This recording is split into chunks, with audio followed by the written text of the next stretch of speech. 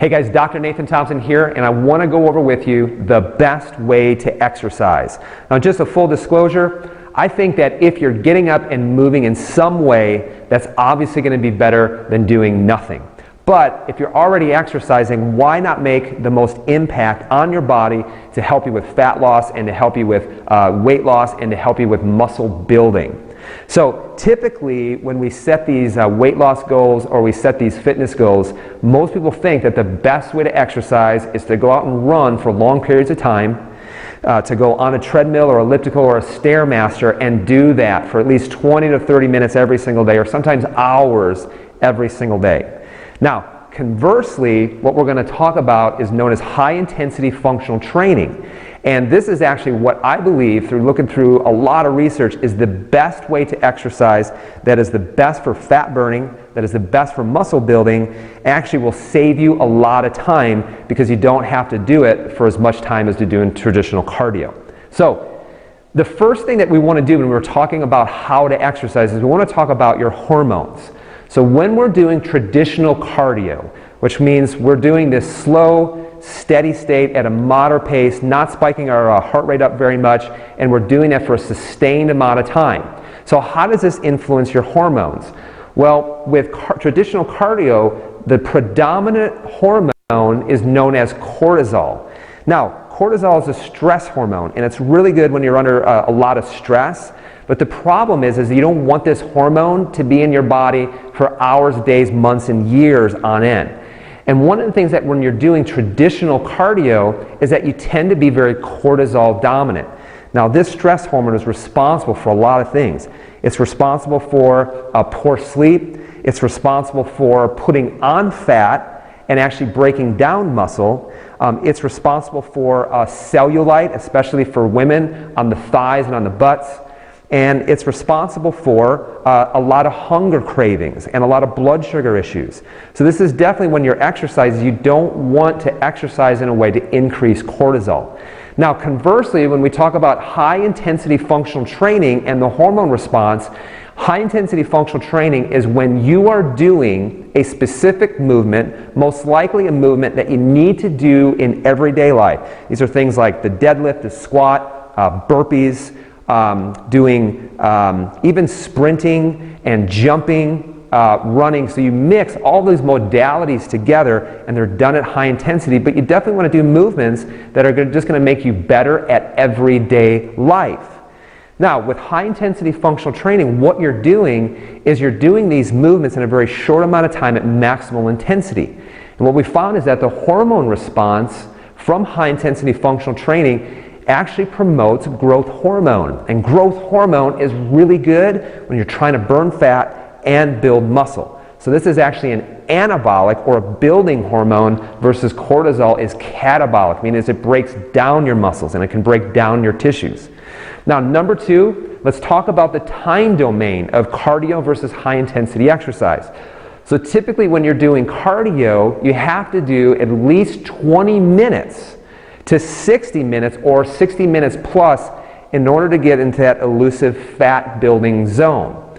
So if you do 20 minutes, you might have gotten to the fat burning zone for about maybe 10 minutes at the most. And the problem is when you're doing this moderate pace, steady state exercise, is that fat burning immediately gets shut off as soon as you're done with the exercise.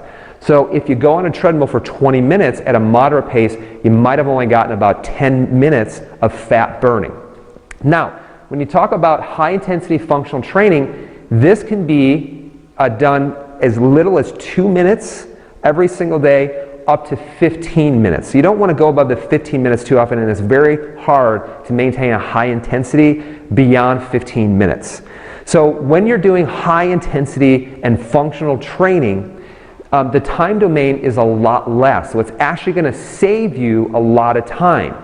Now, the key here, and the reason why you only need to be working out for a short period of time, is that when you're doing these movements and it's done at high intensity, because remember, intensity is going to be the king, is you're actually only burning sugar during that time, but because you do it at such a high intensity, afterwards, when you rest, you actually go into fat burning mode.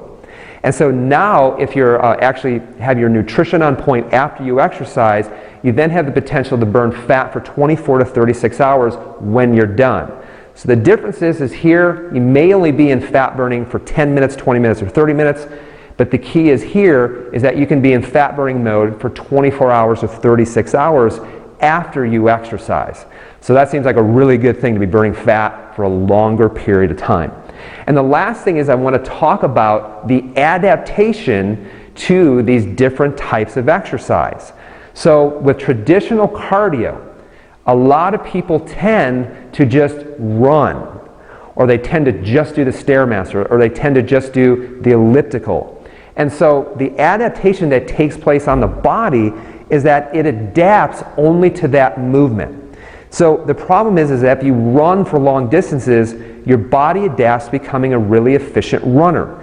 And by that I mean that you then can lose the ability to do other movements. So a lot of people who do a lot of long duration cardio, they don't squat well, or they're not very strong because the body doesn't need that muscle anymore if the only thing that you're doing is running.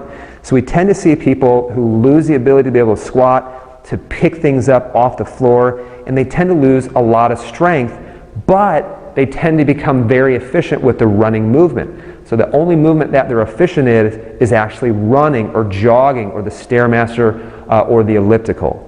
Now conversely, the adaptation that takes place with high intensity functional training is that you adapt to everyday life.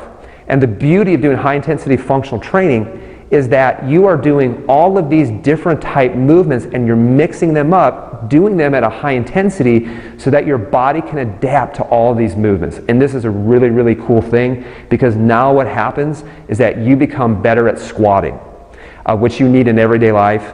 You become better at deadlifting, which is picking things up off the floor.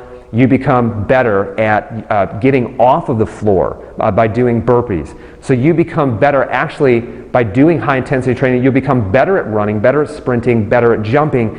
And when you look at it, to be a great mom, to be a great dad, to be a better athlete, you need to be able to do all these things, to do them well, and be able to do them well for as long as possible in order to maintain your independence and have a great, fun life filled with health, filled with fitness, and filled with vitality. So this is the difference between cardio and high intensity functional training, and this is one of the reasons on the T28 resource page why all of the workouts in the transformation book, all of the workouts are only going to be a few minutes long because it's really all you need in order to elicit that hormone response in order to become better at everyday life. So I hope this helps you with your pursuit of fitness. Remember, high intensity functional training is king.